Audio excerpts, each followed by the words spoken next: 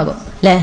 പിന്നീട് ബാല്യമാവും, പിന്നീട് നിങ്ങൾക്ക് കൗമാരത്തിലേക്ക് നിങ്ങൾ വളരും, പിന്നെ നിങ്ങൾ യൗവനത്തിലേക്ക് വളരും, പിന്നെ നിങ്ങൾ മധ്യവയസ്കതയിലേക്ക് വളരും, പിന്നെ നിങ്ങൾക്ക് വാർദ്ധക്യത്തിലേക്ക് വളരും, പിന്നെ നിങ്ങൾ മുകളിലേക്ക് വളരുകയല്ല ചെയ്യുക, താഴേക്ക് നിങ്ങൾ വളയുകയാണ് ചെയ്യുക. എവിടേക്ക്? നിങ്ങൾ ശൈശവത്തിലേക്ക് വളയും. എല്ലാ മനുഷ്യനും പിന്നെ മുകളിലേക്ക് വളരുകയല്ല ചെയ്യുക, താഴേക്കാണ് എന്ത് ചെയ്യുക?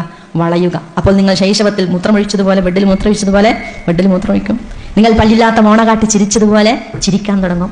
നിങ്ങൾ മനസ്സെത്തുന്നിടത്ത് നിങ്ങളുടെ കയ്യും കാലും എത്തൂല, നിങ്ങളിങ്ങനെ വേച്ച് പോകും അല്ലെ? വെൽ എക്സിക്യൂട്ടീവ് ഡ്രസ്സിൽ നടന്ന മനുഷ്യന് പോലും നടക്കുമ്പോൾ ഇങ്ങനെ കാലുറച്ചൊന്നും വരില്ല എന്ന് പറഞ്ഞാൽ നിങ്ങൾ ശൈശവത്തിലേക്ക് പിന്നെ മടക്കപ്പെടും. അതുകൊണ്ടാണ് റബ്ബ് സുബ്ഹാനഹു വ തആല പറഞ്ഞത് ജനാഹദ്ദുല്ലി മിനർ റഹ്മ, കാരുണ്യത്തിന്റെ ചിറകുകൾ കൊണ്ട് നിങ്ങൾ അവരെന്ത് ചെയ്യണം? പ്രൊട്ടക്ട് ചെയ്യണം. ചിറകില്ലാത്തവരാണല്ലോ മനുഷ്യനെ. എന്തിനാ നമ്മൾ കാരുണ്യത്തിന്റെ ചിറക് എന്ന് കാവ്യാത്മകമായി റബ്ബ് സുബ്ഹാനഹു വ തആല പറഞ്ഞത്?